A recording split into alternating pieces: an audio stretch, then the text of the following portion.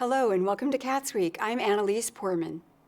The Ellettsville Town Council met on April 13th and awarded a community crossing matching grant to Milestone Contractors to repave streets. Street Commissioner Kip Hetty said the low bid was just under $148,000.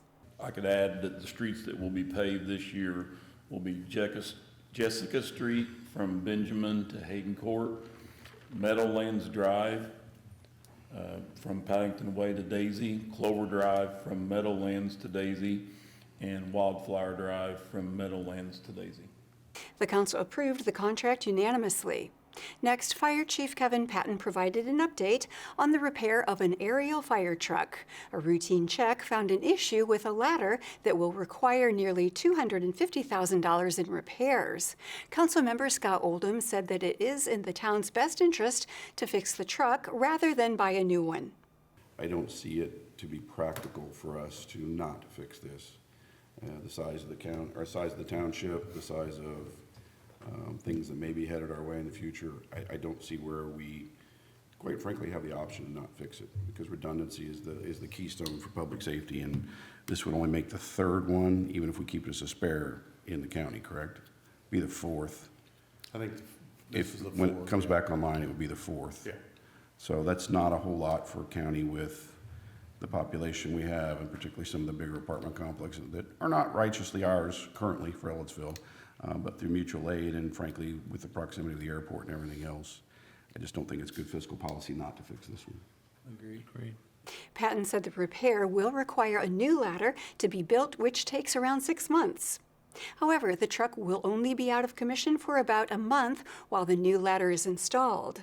The council will discuss funding the repair at its next meeting. During supervisor comments, Town Manager Mike Farmer discussed the town of Ellettsville and Richland Township reorganization plan. We'll get it sent out in the media, put it online, put it on our website as soon as possible. And everybody ought to be interested in it, and they should come to the meetings and be here for the hearings. Two meetings at which the resolution to approve the plan is read out loud, and then there's a final public hearing. The finalized draft was completed by the Reorganization Committee on April 8th. The Town Council and Township Board will finalize a schedule for deliberation meetings and public hearings to share with the impacted residents. The Bloomington Board of Public Safety met on April 16th. First, Deputy Police Chief Scott Oldham said that there has been a decrease in crimes with weapons. Crime involving weapons continue to be lower than what we've seen in the past. Next, Assistant Fire Chief Tanya Daffrin said Bloomington saw fewer service calls in the last year. However, overall, the last few years combined have seen an increase. So our year-to-date, 608 calls for service. For this month, it was 558 of that, so roughly about 500 a month is standard. Of our 558, 220 were medical in nature. We are down from a year ago, which it was 150 calls from 2025. However, we're up roughly 10% from 5 years ago, and that seems to be more consistent that we're generally up. So. Daffrin said the station's mobile integrated healthcare numbers rose in March. And then MIH, we had 11 car seats installed for the month. 6 of those were new car seats for families, so not quite half in 1 month for the year to date, as you can see. Average visits per client, 11.1. 27 different services engaged for clients this month. That is the most this year for a single month, 27 different ones. And then agencies engaged in where the referrals. So again, March was a very busy month. After the fire and police department presentations, board member Tim Brinson said he was disappointed in Bloomington for amending the flock camera system contract.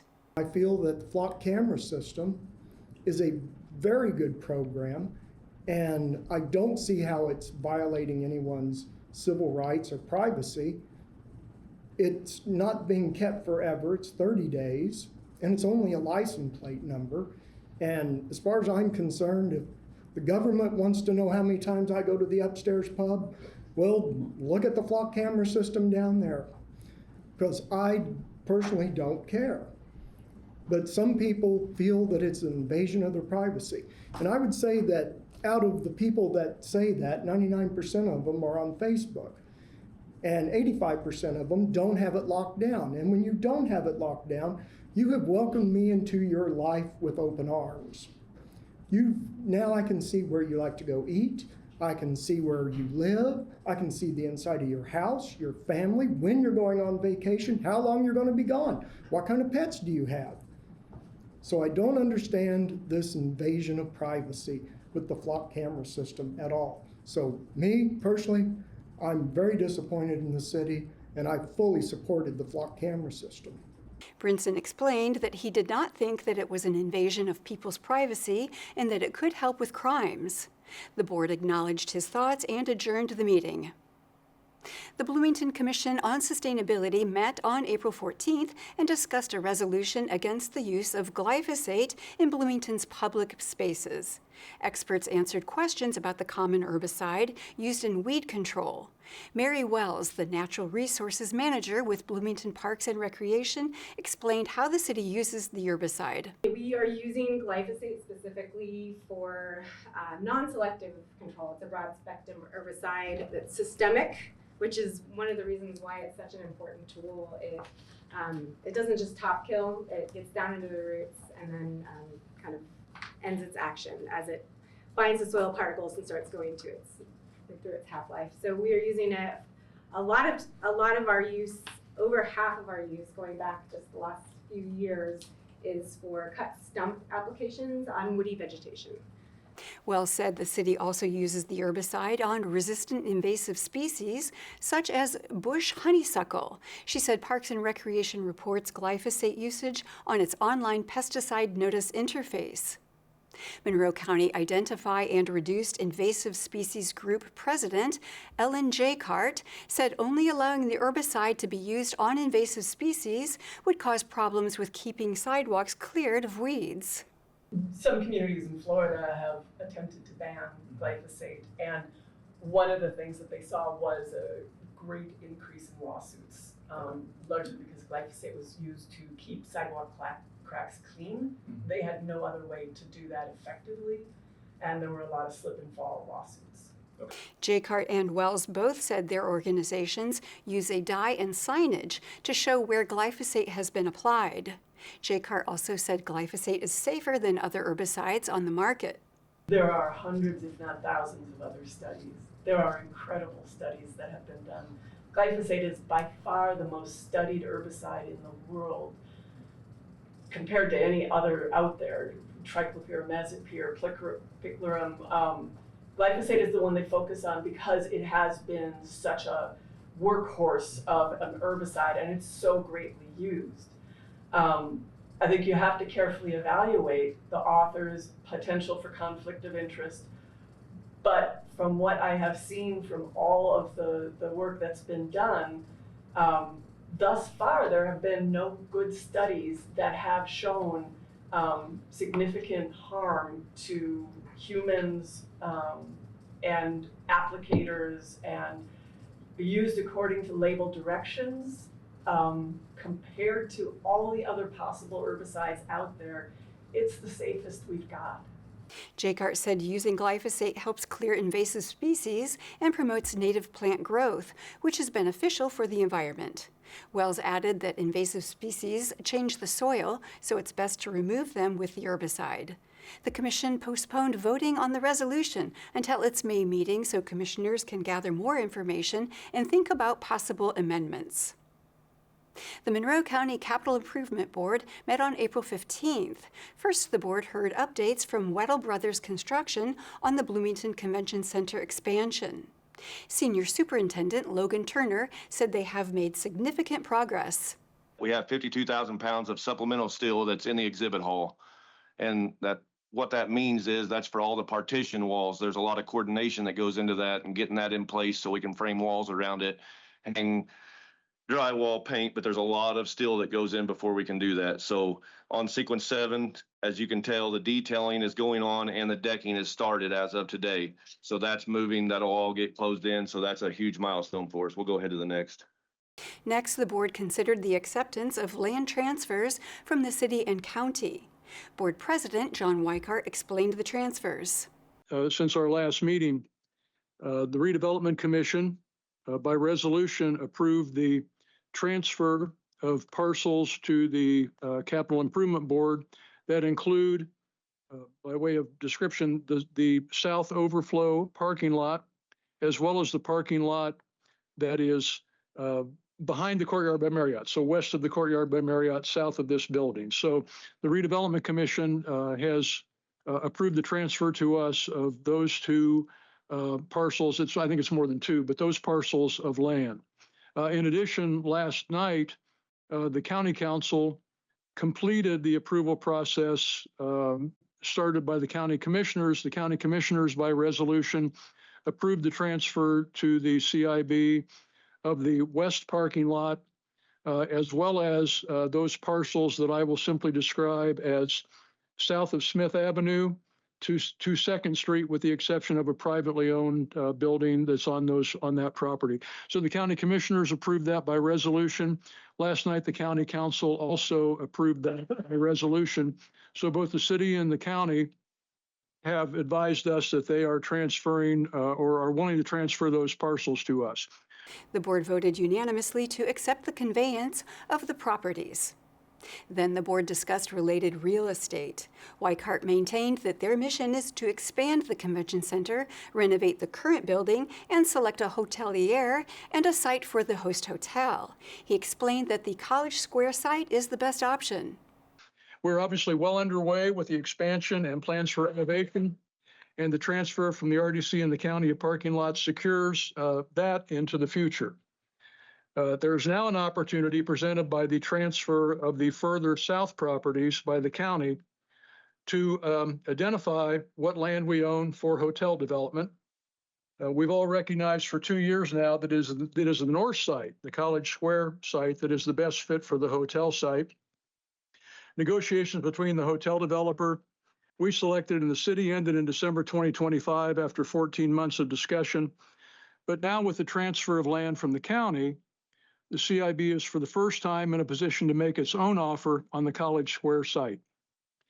In May of 2024, in response to the CIB's request to the city to identify property available for the convention center project, Margie Rice Corporation Counsel wrote about the site to the north, and I quote from her letter, negotiations will be required for the purchase or acquisition of the RDC-owned parcels to the north if those parcels are determined to be integral to the project. The city will expect to be paid or reimbursed in some amount for the real property to the north of the existing convention center. Weikart made a motion to negotiate with the president of the Bloomington Redevelopment Commission, Deborah Meyerson, for the acquisition of the College Square location. The motion passed unanimously. During public comment, City Council member Sydney Zulik said she supports negotiations with the city on the College Square property. I just want to take the time to thank you all for all the hard work that you've done on this and say that it is not necessarily up to me, but I am very supportive of your efforts to enter into negotiations with the city for the College Square property. And I just wanted to come on record and say that. So thank you very much for all of your work, and I look forward to continuing to work with you in the future. The Monroe County CIB will meet again on May 20th. The Monroe County Public Library Board of Trustees met on April 15th. Library Director Greer Carson presented the monthly report to the board. Carson said the library hosted 217 programs, which saw over 3,200 attendees. He said that there has been an increase in engagement for children's programming.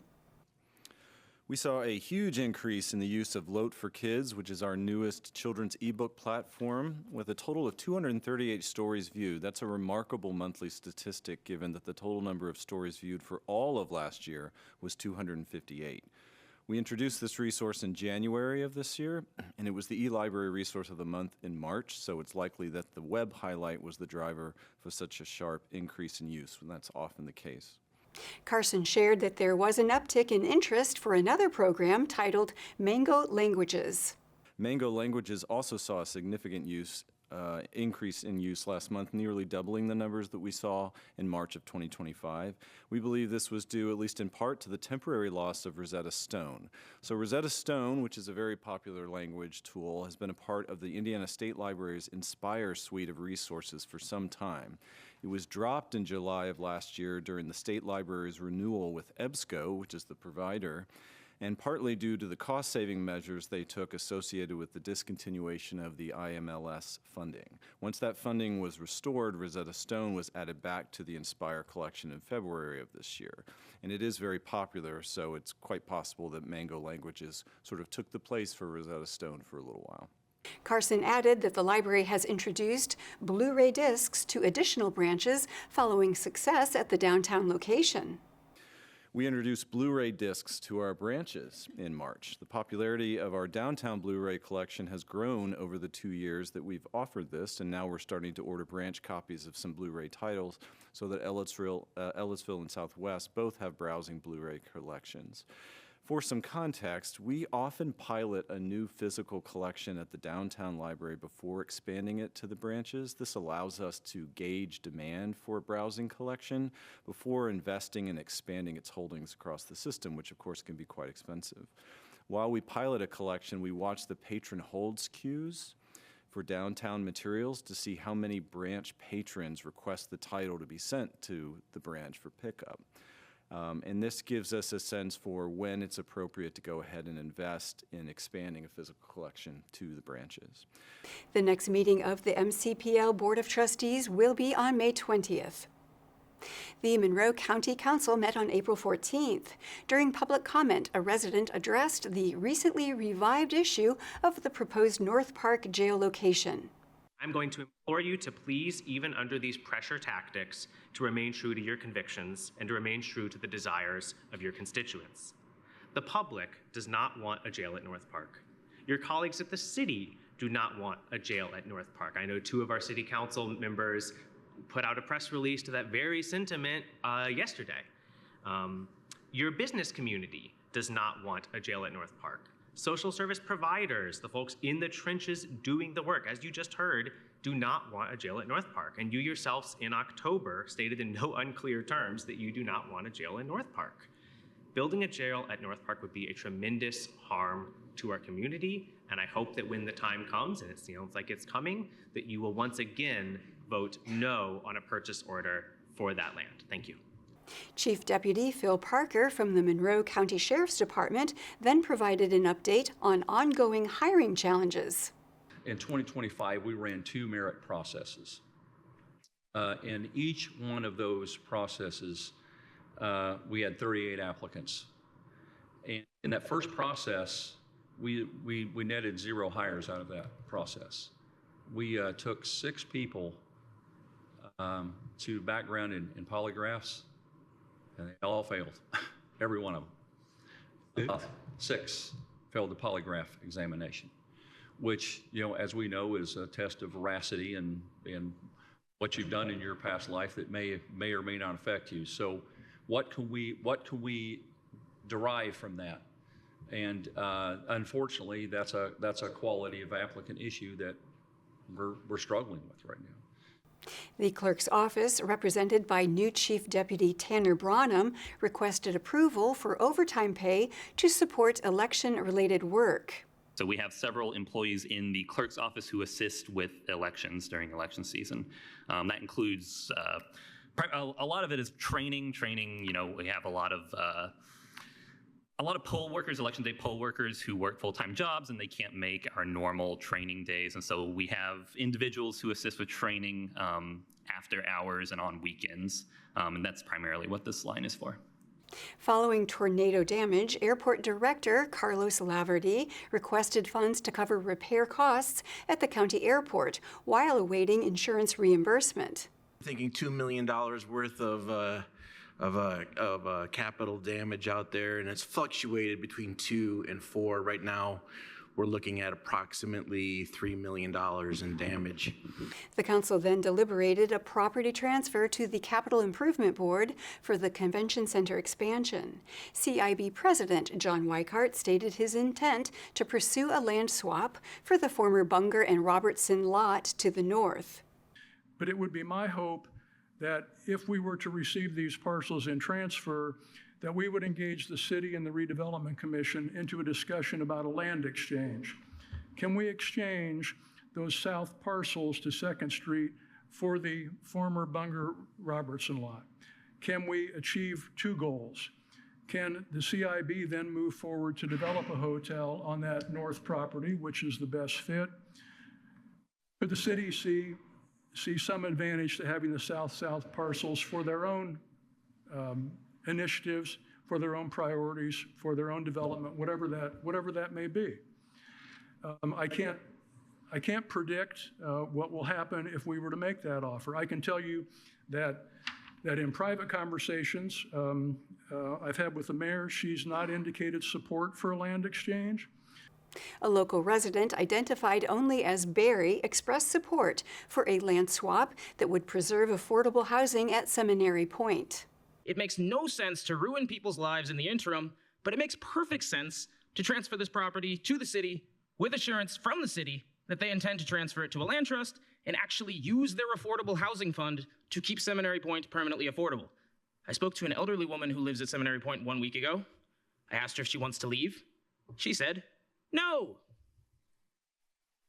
The council approved the motion 6-0 with Councilmember Jennifer Crossley abstaining. The next meeting of the Monroe County Council will be on April 28th.